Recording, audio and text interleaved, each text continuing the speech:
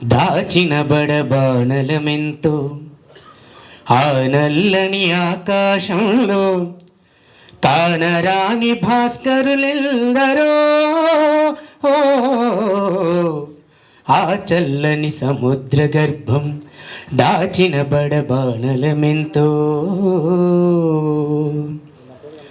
భూగోళం పుట్టుట కోసం రాలిన సురగోళాలెన్నో ఈ మానవ రూపం కోసం జరిగిన పరిణామాలెన్నో ఆ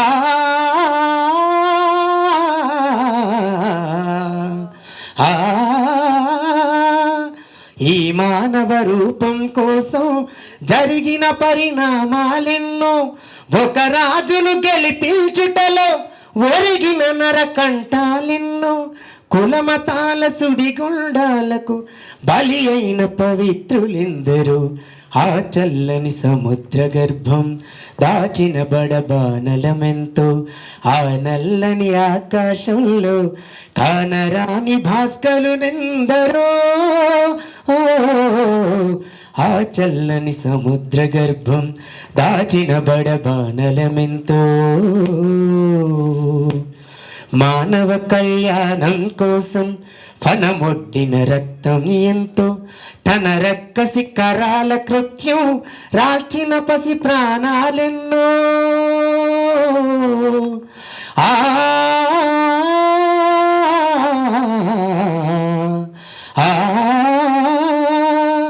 కడుపు కోటతో అల్లాడిన కన్నులలో విషాదమెంతో ధనవంతుల కృత్యాలకు దగ్ధమైన బ్రతుకులు ఎన్నో ఆ చల్లని సముద్ర గర్భం దాచిన బడబానలమెంతో దాచిన బడబానలమెంతో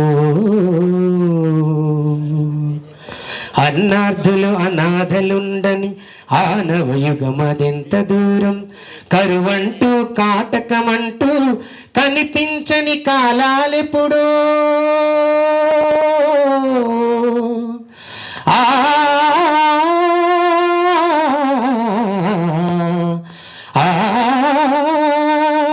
కరువంటూ కాటకమంటూ కనిపించని కాలాలెప్పుడో పసిపాపల నిదుర కనులలో ముసిరిన భవితవ్యం ఎంతో గాయపడిన కవి గుండెలలో గాయపడిన కవి గుండెలలో రాయబడని కావ్యాలెన్నో ఆ చల్లని సముద్ర గర్భం దాచిన బడబానలమెంతో ఆ నల్లని ఆకాశంలో కానరాని భాస్కరులెందరో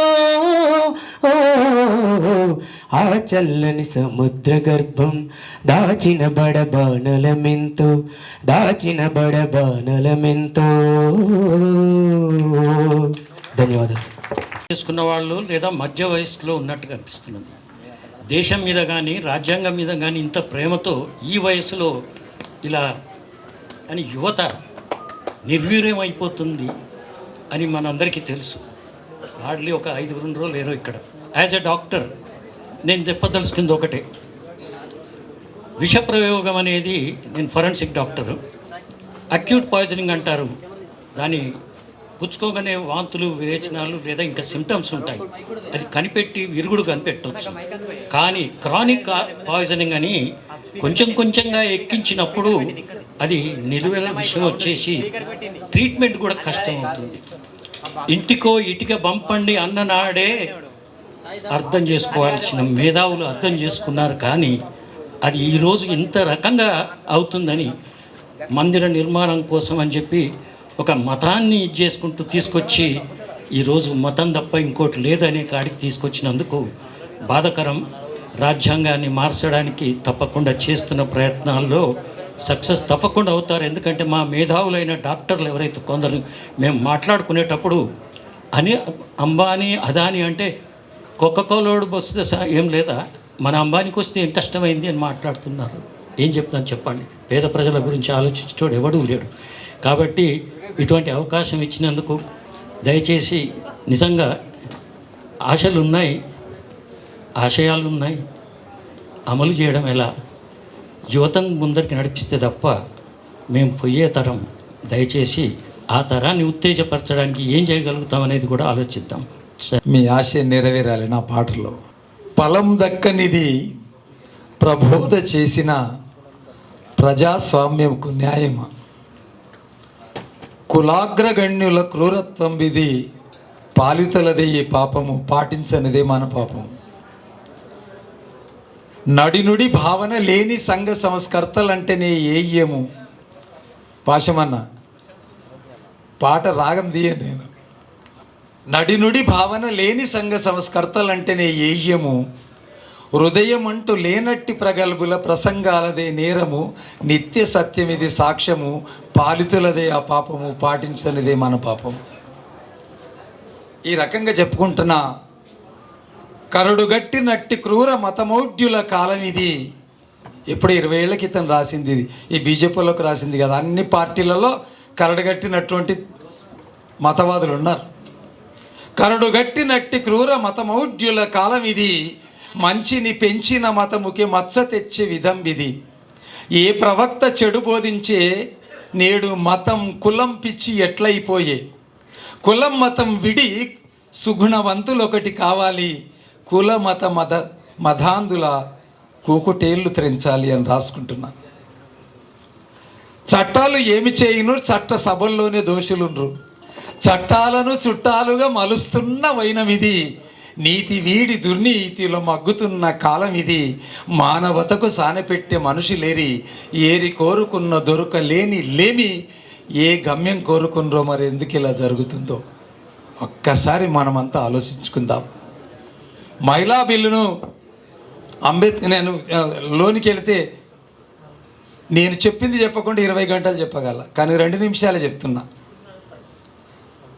మహిళా బిల్లును అంబేద్కర్ గారు ప్రవేశపెడితే పార్లమెంటులో వీగిపోతే ఆయన రాజీనామా చేసిండు. కొండలక్ష్మణ్ బాపూజీ తెలంగాణ వచ్చే వరకు నేను ఈ పదవి ముట్టన్నాడు. ఆ రకంగానే ఉన్నాడు. ఆయనకు 30 ఏళ్ళ శిష్యుని, సాహిత్యంలో 30 ఏళ్ళ శిష్యుని సినారణికి, రావురి భరద్వాజకు శిష్యుని, దాశరథి రంగాచార్యకు శిష్యుని, గజల్ గంధర్వ విఠలకు శిష్యుని, ఒక కళాకారుడిగా. ఎన్ని ఉన్నా అల్లు నోట్ల శని అన్నట్టు నా పక్కకున్నటువంటి వాళ్ళ అన్న చూసారా, ఎప్పుడన్నా గుండీలు పెట్టుకోగా చూసారా పాశమన్నని? ఈ అన్నని ఎప్పుడన్నా మంచి బట్టలు వేసుకోగా చూసినరా? ఇది ఇక్కడ పోతుంది, ఇది ఇక్కడ పోతుంది, ఇట్లా అనుకుంటేనే ఒక్కనొక్కని గళమిచ్చి గర్జిస్తే ఒక్కడికి జవాబు ఉండదు ఈ సమాజంలో, ఆంధ్రప్రదేశ్ తెలంగాణలో. అది పాశమన్న. ఆ పాశమన్న గ్యాంగ్ ఏదైతే ఉన్నదో, గ్యాంగ్ అంటే మళ్ళీ ఆ గ్యాంగ్ అనుకునేరు కానీ, ఈ నైతిక విలువల పుట్టలు ఎవరైతే ఉన్నారో ఇక్కడ కూర్చున్నటువంటి వాళ్ళు, మరి చెల్లి అడ్వకేట్ శారదమ్మ, గోవర్ధన్ అన్న సభాధ్యక్షులు, ఇక్కడ మన ఎమ్మెల్సీ కోదండన్న ఉన్నాడు. అందరితో కలిసి పనిచేసిన ఏ అధికారం అడగలే, ఎవరికి చెంచగిరి చేయలే. ఒక్కటి అడుగుతున్న ఏమంటే అంబేద్కరిజము అని అంటే అందరూ జబ్బలు కొట్టుకుంటారు, మాలా మాదిగలు తెలుగుదేశపురులని నిజంగా కూడా జబ్బలు కొట్టుకుంటారు కానీ పాటించేది లేదు. అగ్రవర్ణాలు తిట్టుకుంటేనే వీడు చేసే పని అదే చేస్తున్నాడు. ఇంట్లో కూడా మనవాదం ఉంది. వీళ్ళని వాళ్ళని అని లాభం లేదు.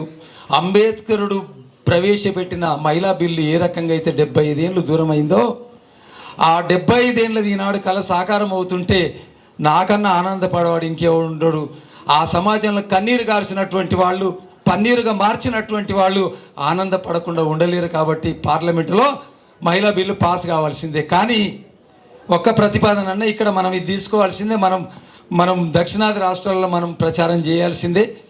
ఎందుకంటే స్టాలిన్ నన్ను ఒక ప్రత్యేకంగా పిలిచాడు ఒక సమయంలో, పోయిన సంవత్సరం 4 గంటలలో నేను తమిళనాడు వెళ్ళడం జరిగింది. అట్లాంటి సంబంధాలను నేను మీ విజ్ఞప్తి చేస్తున్నామంటే, ఎవరైతే చట్టసభలో ఇప్పటి వరకు వంశపారంపర్యంగా కుటుంబాల పరంగా ఉన్నారో వాళ్ళు ఉన్నన్ని రోజులు ఏ మహిళా బిల్లు వచ్చినా ఏమొచ్చినా వాళ్ళ సంతతి ఏలుతుంటుంది. ఇంకా 100 ఏళ్ళైన ఇట్లే ఉంటాం. కాబట్టి పార్లమెంటులో ఒక బిల్లు పాస్ చేయాలి అంటే, మహిళా బిల్లు పాస్ చేసేటప్పుడు ఏ మహిళలు అయితే చట్టసభలకి రేపొద్దుగల వాళ్ళని, ఇటు ఎమ్మెల్యేలు కానీ అటు ఎంపీలలో కానీ వాళ్ళు ఎదిగినటువంటి చట్టసభల్లో ఉన్న ఎంపీలు ఎమ్మెల్యేల పిల్లలు పోకూడదు. వాళ్లకు రద్దు చేసే పార్లమెంటు బిల్లు తీసుకురావాలని విజ్ఞప్తి చేస్తున్నా. ఈవేళ కోదండన ఉన్నాడు. ఆయన ఒక్కడే ఉన్నాడు, ఆయన కుటుంబం రాలే, ఆయన అన్నదాడు తమ్ముడు రాలేదు, ఎవరు లేరు. ఈవేళ మా రేవంత్ ఉన్నాడు, ఆ రకం కూడా ఆయన ఒక్కడే ఉన్నాడు. ఇట్లాంటి అశోక చక్రవర్తులు ఉన్నారు, శిబి చక్రవర్తులు ఉన్నారు. మన రేవంత్ ఎవరిని ఉదాహరణకు తీసుకున్నాడు అని అంటే ఘటోత్కచుని కొడుకుని తీసుకున్నాడు. నీతి నిజాయితీకి మారుపేరైనటువంటి వాళ్ళని. ఈయనను కూడా చాలా చాలా ఇది చేసినారు, కానీ సంస్కరణలు తీసుకోవడంలో ముందల ఉండి పాలన వచ్చింది. ఎస్సీ ఎస్టీ బీసీలను కొద్దిగా ఎదగజేద్దామనేటటువంటి బిల్లుల ప్రతిపాదన పెడితే ఆయన వ్యతిరేకం చేస్తున్నటువంటి వాళ్ళు ఎవరైతే వంశపారంపర్యంగా మెంబర్స్ ఉన్నారో వాళ్ళే ఎప్పుడు దిగిపోతాడని చూస్తున్నారు. నేను 45 ఏళ్ళు కాంగ్రెస్లో ఉన్నా, గాంధీ భవన్ ఆస్థానకం అనిపించుకున్నా, కానీ ఏం పదవి అసలైంది ఇవ్వలే, నేను అడగలే, తల ఉంచలే. కాబట్టి నా విజ్ఞప్తి ఏమంటే చట్టసభలలో కొత్త వాళ్ళ ముఖాలు కనబడాలి, కొత్త వంశాలు కనబడ్డప్పుడు మాత్రమే భారతదేశం యొక్క ప్రజాస్వామ్యం పరిడి వెళ్తుందని మనవి చేసుకుంటూ, ఈ విషయంలో నేను ఒక నివేదిక వారికి ఇస్తాను, రాశాను. కానీ అంబేద్కర్ కన్నటువంటి కళలు ఏవైతే ఉన్నాయో అవి ఒక అంబేద్కర్వి కావవి. మహాత్మా జ్యోతిరావు పూలను గురువుగా స్వీకరించిండు. ఎందుకు స్వీకరించిండు చూడండి. పోయేటప్పుడు గాడిగ బాబా కాలు మొక్కిపోయిండు, ఆశీర్వాదం తీసుకొని పోయిండు. ఎందుకు పోయిండు? గాడిగ బాబాని ఎవరైనా జ్ఞాపకం చేస్తున్నారా? నారాయణ గురువును ఉదాహరణకు తీసుకున్నాడు, పెరియారును తీసుకున్నాడు, ఎవరైనా జ్ఞాపకం చేస్తున్నారా వాళ్ళను? అంబేద్కర్ అంబేద్కర్ అంబేద్కర్. ఇతర కులాల వాళ్ళు సాయం చేస్తే ఆయన బరోడా మహారాజు చెప్తే ఆయన బారిస్టర్ చేసి వచ్చిండు. అంటే ఒక కులానికి ఒక కులానికి విడదీయడమే తప్ప కానీ కలుపుకొని ఎట్లా పోదాము? అగ్రవర్ణాల్లో ఇట్లాంటి వాళ్ళు ఉన్నారు కదా, పాశమన్నులు అంటే బీసీలలో కూడా ఉన్నారు కదా, వాళ్ళని కలుపుకొని పోదామని. దళితులు లేదు అక్కడ కలుపుకొని పోదామని, ఈ దళితులను కలుపుకోదామని అవతల వాళ్ళకి లేనందువల్లనే అంబేద్కరిజం పునీతం కాగలేకపోతుంది. అంబేద్కరిజం అంటేనే అన్ని మతాల, అన్ని కులాల, అన్ని ప్రవక్తల, అందరు సంస్కర్తల యొక్క హృదయాన్ని ఆయన ఆకళింపు చేసుకొని మొత్తం అంతా కలిపితేనే అంబేద్కరిజం. దాంట్లో పునీతం కావాలని కోరుకోవాలి.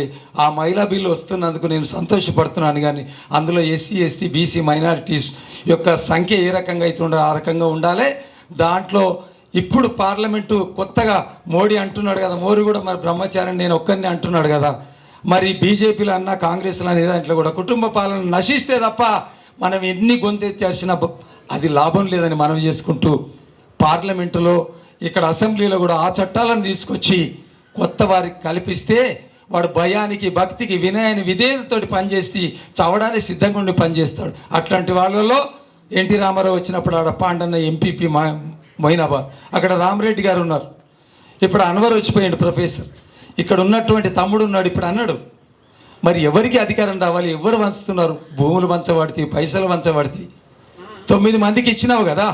నేను రేవంత్ రెడ్డి గారిని అడగడం లేదు. నేను మరి అంతకన్నా ఎక్కువ 45 ఏళ్ళు కాంగ్రెస్లో చేసిన, 1 కోటి పైసలు లేనటువంటి ఒక రాజలింగం కొన్ని వేల సభలలో కొన్ని వందల పాటలు రాసి కాంగ్రెస్కు మరి ప్రారంభోత్సవ గీతాలు రాసినటువంటి వాడిని. ఎందుకు ఈ మాట మీకు చెప్తున్నానంటే ఇక్కడ ఉన్నటువంటి చెల్లెళ్ళు, ఇక్కడ ఉన్నటువంటి తమ్ముళ్ళందరూ కూడా కొండలక్ష్మణ బాబు బీసీ ఉద్యమాల్లో, ఎస్సీ ఉద్యమాల్లో, కారంచేడు, నీరుకొండ, పదిరకం అన్నిట్లో నేను సాక్షిని కాబట్టి చెప్తున్నా. ఆ దుఃఖము, ఆ యొక్క మనోవేదన ఏదైతే ఉన్నదో అది చెప్పనీకి వీల్లేనటువంటిది. అది పాశం అన్నకు తెలుసు రాజలింగం ఏమంటే. అందుకే నేను పాశం అన్నంటే పడిసొస్తాను. పాశం అన్నటువంటి నాయకుడు మనకు దొరకాలంటే దొరకడండి. అట్లాంటి కాబట్టి నేను విజ్ఞప్తి చేస్తున్నా, అట్లాంటి నాయకులు 100 మంది కలిసి పని చేసినారు.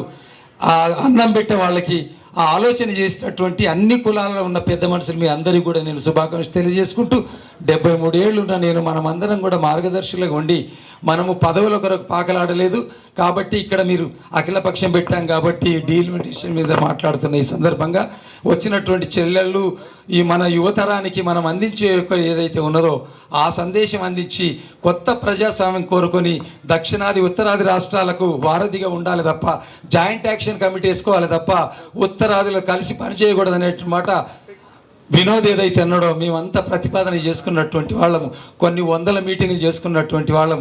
నేను అన్ని సంఘాల్లో పనిచేసినటువంటి వాడిని కాబట్టి మీ ఎంబడి నేను కలిసి సేవడికే పనిచేస్తాను. నాకు పదవద్దు, నేను పాశమని లేక పనిచేస్తానని మనవి చేసుకుంటూ ఈ గొప్ప సదావకాశం ఇచ్చినందుకు మీ అందరికీ దండం పెట్టుకుంటూ, మీ యొక్క ఆశ నెరవేరాలి, నా యొక్క ఆశ నెరవేరాలి.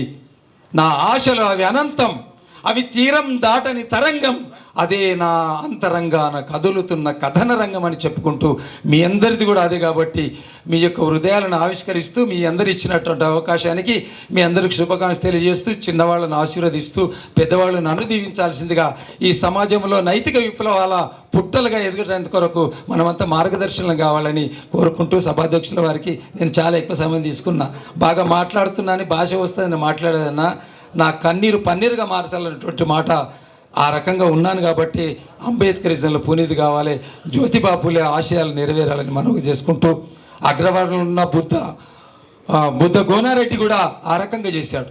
కాబట్టి ఏ కులమైనా ఏదైనా నా కులం సమత, నా మతం మమత, నా గమ్యం మానవత అని మనమంతా ఎస్సీ ఎస్టీ బీసీ మైనార్టీలను కలుపుకొని పోవాలని విజ్ఞప్తి చేసుకుంటూ రేపటి ఊరేగింపుని జయప్రదం చేయడంలో 100 మందిని తీసుకొస్తానని మనం చేసుకుంటూ ధన్యవాదాలు. థ్యాంక్ యూ అన్న. ఇప్పుడు ఇద్దరే ఉన్నారు. నేను కాంగ్రెస్ పార్టీలో వైస్ చైర్మన్గా, అధికార ప్రతినిధిగా, మాజీ ఎస్సీసీలో ఉన్నటువంటి వాడిని కాబట్టి నా పేరు రాజలింగం. ధన్యవాదాలు. సభకు నమస్కారం. కరుణాకర్ గారికి ధన్యవాదాలు. యాక్చువల్గా ఇక్కడ మేము ఒక డాక్టర్గా నేను ప్రాక్టీస్ చేస్తూ ఉంటాను, ఓపీడీఆర్లో కూడా ఉన్నాను, భారత్ చైనా మిత్రమండలికి జాతీయ కార్యదర్శిగా ఉన్నాను. ఈ మధ్యకాలంలో ఈ సోషల్ మీడియా వచ్చిన తర్వాత అనేక రకాలుగా, ముఖ్యంగా మన తెలంగాణలో కానీ దేశం అంతా కూడా ప్రజల్లో అనేక మంది నిజాయితీపరులైనటువంటి వాళ్ళు, దేశభక్తి ఉన్నవాళ్ళు, ప్రజాతంత్ర శక్తులు, సామాన్య జనంలోంచి అనేక మంది ఇట్లా కదిలొచ్చి ముందుకొచ్చి రకరకాలుగా అనేక రకాల కోణాల్లో సభలు సమావేశాలు జరుగుతుంటే ఇక్కడ వచ్చి ఒకసారి చూద్దామని వచ్చాము. మాట్లాడాలని అనుకోలేదు మేము. ఓపీడీఆర్ అంటే organization for protection of democratic rights, ప్రజాస్వామ్య హక్కుల పరిరక్షణ సంస్థ అనేది గత 50 సంవత్సరాల పైనుంచి ఉంది. నేను విద్యార్థిగా ఉన్నప్పుడు కూడా గాంధీ మెడికల్ కాలేజీలో మేము చెప్తూ ఉండేవాడిని. ఇక్కడ అప్పుడు ప్రభుత్వ వైద్యశాలలు అవి గాంధీ మెడికల్ కాలేజీలో మేము అక్కడ చూస్తున్న పేషెంట్లను చూస్తే గ్రామాల నుంచి వచ్చే అతి పేద కుటుంబాల నుంచి వచ్చే వాళ్ళ దగ్గర నుంచి పెద్ద రాజకీయ నాయకుల దాకా, పెద్ద ఇండస్ట్రియల్స్ దాకా కూడా గవర్నమెంట్ హాస్పిటల్కే వచ్చేవాళ్ళు. అప్పుడు అదే చూసి నేను చెప్పేవాడిని అనమాట. అప్పుడు అనుకునేవాళ్ళం, ఈ గవర్నమెంట్ హాస్పిటల్ చూస్తే ఒక క్రాస్ సెక్షన్ ఆఫ్ ఇండియాని చూసినట్టుగా ఉంటుంది మనకు అని అనుకునేవాళ్ళం. అంటే సమాజంలో ఇప్పుడు కూడా ఇక్కడ మనం సమావేశమైన వాళ్ళలో కూడా మనకంటే అక్కడ నేను ఒక స్థాయి ఎదిగిన ధనవంతుడినే, ఇక్కడ చూస్తున్న వాళ్ళు ఇంకా మధ్య రకంగా ఉన్నవాళ్ళు కూడా ఇంకా అతి పేద వాళ్ళు ఎంతోమంది ఇక్కడ లేరు. మనం ఒక పెట్టి పూజ సెక్షన్ అనుకోవచ్చు మనం ఇక్కడ మాట్లాడుకుంటున్నాడు. రఫీ గారు చెప్పినట్టు ఈ డీలిమిటేషన్ అనేది నా ఉద్దేశంలో ఆ 80-90% మంది పేదలకు సంబంధించిన విషయమా అని ఆలోచిస్తే వాళ్ళు ఎక్కడున్నారో గ్రామాల్లో మా హాస్పిటల్స్కి వచ్చే పేదలు దీని గురించి ఆలోచిస్తారా అంటే ఆశ్చర్యంగా ఉంటుంది. దీని గురించి నిజంగా వాళ్ళకి అదొక సమస్యగా ఉందా, వాళ్ళకి సంబంధించిన సమస్యనా ఇది అసలు? రఫీ గారు చెప్పినట్టు 500 నుంచి 800 మందికి పోతే ఆ పార్లమెంట్ సభ్యులు అది వాళ్ళ సమస్యగానే ఉంటుంది, కానీ అది అశేష ప్రజానీకానికి సంబంధించిన పేదలకు సంబంధించిన సమస్య అని అనిపించదు. చూస్తుంటే ఎంతోమందికి విద్య వైద్యం అందట్లేదు, ఇల్లు లేవు. వెలుగుమట్టలో ఈ మధ్యకాలంలో జరిగింది, అందరికీ అందుబాటులోకి వచ్చింది. వాళ్ళందరికీ సంబంధించిన ఇంటి సమస్య ఉంది, నీటి సమస్య ఉంది, కాలుష్యం సమస్యలు ఉన్నాయి. ఇవన్నిటినీ పక్కదారి పట్టించడానికే ఈ ప్రభుత్వాలు ఇట్లాంటి సమస్యల్ని మనకు ప్రజల్లోకి తీసుకొచ్చి పెడతారేమో అని అనిపిస్తుంది. అయితే మన భారతదేశానికి, భారతఖండానికి అనేక వేల సంవత్సరాల చరిత్రలో ఆ ప్రజలు అనేక రకాలుగా అనేక కల్చర్స్ సంబంధించిన దేశం మంది, అనేక జాతుల సమాఖ్య మన దేశం. మన దేశంలో రాష్ట్రాలుగా విడిపోయినారు, భాషా ప్రయుక్త రాష్ట్రాలు ఏర్పడ్డాయి. వీటిని కాదు, ఇట్లా కాదు, ఇంకోటి కావాలని అంటారు. రాష్ట్రాలుగా ఎందుకు ఏర్పడతాయి అంటే కల్చర్కి సంబంధించింది, జియోగ్రఫికల్గా, తర్వాత ఆయా ప్రాంతాలుగా మనం ఉన్నటువంటి దేశంలో భాషా ప్రయుక్త రాష్ట్రాలు ఏర్పడినాయి. కాబట్టి ఆ కల్చర్కి సంబంధించిన అన్నీ ఉంటాయి మనకు, అనేక రాష్ట్రాలకు సంబంధించిన సమస్యలు. కాబట్టి దేశంలో మనకి ఇప్పుడు అన్నీ తీసుకొచ్చిన ఈ ఈ డీలిమిటేషన్ కానీ ఇవన్నీ కూడా మేము అనుకునేది ఏంటంటే, ఇది మన దేశంలో ఫెడరల్ వ్యవస్థ అంటూనే ఒక పక్కన ఒక యూనిటరీ వ్యవస్థని బలోపేతం చేసుకుంటూ పోతున్నారు. ఒక సెంట్రల్ గవర్నమెంట్ అది ఏ పార్టీ ఉన్నా కూడా ఇంత ముందుగానే ఇప్పుడు కూడా వాళ్ళు తీసుకొచ్చిన చట్టాలన్నీ కూడా ఒక సెంటర్ని ఒక పెద్ద భూతంలాగా ఆటోక్రటిక్గా వ్యవస్థని ఏర్పాటు చేసి రాష్ట్రాలకు అధికారాలు లేకుండా చేస్తూ వచ్చారు. ఇక్కడ ఉన్నటువంటి మన రాజకీయంగా ఈ మధ్యకాలంలో చాలామంది మాట్లాడుతున్నాము, అది ప్రధానమైన సమస్య అనుకుంటున్నాం మేము. రాష్ట్రాలకి ప్రత్యేక అధికారాలని నిలబెట్టుకోవటానికి ముందుకు పోవాల్సిన అవసరం ఉంటుంది. దాన్ని ప్రత్యేకంగా దృష్టి పెట్టుకోవాలి. తర్వాత ఈ డీలిమిటేషన్ అనే సమస్య మామూలు ప్రజలకు సంబంధించింది కాకపోయినా దీన్ని ఒక పక్కదారి పెట్టించే సమస్యగా తీసుకొచ్చారు. కాబట్టి ఇది అప్రస్తుతం, దీన్ని ఆపేస్తే మంచిది. అనేక ప్రజాస్వామ్య హక్కులకు సంబంధించిన ప్రజలకు నిజమైన హక్కులకు సంబంధించిన సమస్యల కోసం అందరూ కూడా ఐక్యం కావాలని ఓపీడీఆర్ సంస్థ కూడా అది ఒక విస్తృత ప్రజా సంస్థగా దాన్ని ముందుకు తీసుకొచ్చారు. నిజమైన హక్కులు, విద్యా, వైద్యము, కుటుంబ, ఇల్లు, ఇట్లాంటి వాటికి, తర్వాత నిర్బంధ చట్టాలకు వ్యతిరేకంగా పోరాడే ఒక వేదికగా దీన్ని ఉంచింది. కాబట్టి అందరూ కూడా అట్లాంటి వేదికల ద్వారా అందరూ కూడా ముందుకు వస్తారని కోరుతున్నాను. సభాధ్యక్షులు కరుణాకర్ రెడ్డి గారు, తెలంగాణ సమాఖ్య ఆధ్వర్యంలో జరుగుతున్న ఈ సమావేశానికి విచ్చేసినటువంటి అక్కలు, అన్నలు, చెల్లెలు, తమ్ముళ్ళు అందరికి కూడా ముందుగా ఉద్యమాభివందనాలు జరుపుతా ఉన్నాం. అదేవిధంగా పాషం యాదగిరి అన్నకు, కోదండరామ్ గారికి, ఇక్కడ ఇచ్చిన అందరు పెద్దల అక్కలకు, ప్రధానంగా ఏంటంటే నేను డెప్త్లోకి పోను, ఎందుకంటే చాలామంది మాట్లాడినారు, అనర్గళంగా మాట్లాడినారు. కాబట్టి ఏదైతే 18వ తారీఖు తీసుకున్న నిర్ణయానికి, ఆ ర్యాలీకి మాత్రం తెలంగాణ ఉద్యమకారుల చేసే పక్షాన 100 మందికి తక్కువ కాకుండా మేము రావడం జరుగుతుంది. ఒకటి, ఇంకా ఎక్కువ సంఖ్యలోనే ప్రయత్నం అనేది చేస్తాము. నిజంగా కూడా ఇప్పుడు మనం ఎన్నో మీటింగ్లు పెట్టుకుంటున్నాం, అందరికీ తెలిసిందే. మీటింగ్లల్లో అనర్గళంగా మాట్లాడుతున్నాం, వీడియోలు తీసుకుంటున్నాం, ఫోటోలు వేపించుకుంటున్నాం. కానీ ప్రాక్టికల్గా చూస్తే మేధావులు అనేవాళ్ళు కూడా కొందరే మాట్లాడుతున్నారు తప్ప మిగతా వాళ్ళందరూ ఎక్కడ ఉంటున్నారు ఏమో ఎంతో అర్థమవుతలేరు. మళ్ళీ ఇంత భయం ఎందుకో? ఈ కాలంలో కూడా మేధావులు అంటే అందరూ దాదాపు 65, 70, 80 ఏళ్ళే. కాబట్టి ఈ భయం అనేది ఎందుకు వస్తుంది అనేది అర్థమవుతలేదు. ఏ ప్రభుత్వం మనం చేసేది ఏముంటుంది? ఇంకో 5-10 ఏళ్ళు 15 ఏళ్ళు బతాం, అంతకన్నా లేదు. కాబట్టి ఖచ్చితంగా ఏదైతే పార్టీలు, ప్రజా సంఘాలు, వ్యక్తులుగా మనమందరం కూడా పర్సనల్ ఇంట్రెస్ట్ తోటి దీంట్లో లీనమై చేస్తే ఈ ర్యాలీ అనేది ఖచ్చితంగా భారీ ఎత్తున జరుగుతుంది. కాబట్టి ఇక్కడ ఉన్న వాళ్ళందరికీ కూడా మరొకసారి విజ్ఞప్తి చేస్తూ ఉన్నాను, చిత్తశుద్ధితోటి మనందరం కలిసికట్టుగా ఇప్పుడు ఇంతమంది అంటే దాదాపు 1000 మంది మీద వస్తారు. కాబట్టి ఖచ్చితంగా ముందుకు పోవాలని చెప్తూ నాకు ఇచ్చిన సమయానికి ధన్యవాదాలు. Thank you. చివరగా చివరి ఉపన్యాసకులు ఓపీడీఆర్ఏ అధ్యక్షులు డాక్టర్ జితిన్ గారిని మాట్లాడవలసిందిగా కోరుతున్నాను. రాజ్యాంగానికి తూట్లు పడుతున్నాయి అనే అంశంతో ప్రజాతంత్రవాదులందరూ తెలంగాణ సమాఖ్య నిర్వహణలో ఇక్కడ మనందరం కలుసుకోవడం దేశం పట్ల మనకున్న కన్సర్న్కి నిదర్శనం. ఈ సమాజాన్ని ముందుకు ఎలా తీసుకెళ్ళాలి, ఎవరి చేతిలోంచి దీన్ని విడిపించాలి అనేటువంటి భావనకి ఇలాంటి సభలు, సమావేశాలు ప్రాతిపదికలుగా మారతాయని భావిస్తూ ఓపీడీఆర్ తరఫున, ఓపీడీఆర్ అనగానే మీ అందరికీ తెలుసు, ప్రజాస్వామ్య హక్కులని పరిరక్షించడానికి ఏర్పడ్డ సంస్థ. ఫస్ట్ వచ్చేటువంటి ప్రశ్న ఏంటంటే, ప్రజాస్వామ్యం అసలు దేశంలో ఉందా? ప్రజాస్వామ్యమే ఉంటే ఇన్ని 100 సార్లు రాజ్యాంగాన్ని ఉల్లంఘించటం కానీ, రాజ్యాంగాన్ని పక్కన పెట్టడం కానీ, లేక రాజ్యాంగానికి మార్పులు చేయటం కానీ చేస్తూ వస్తున్నారు.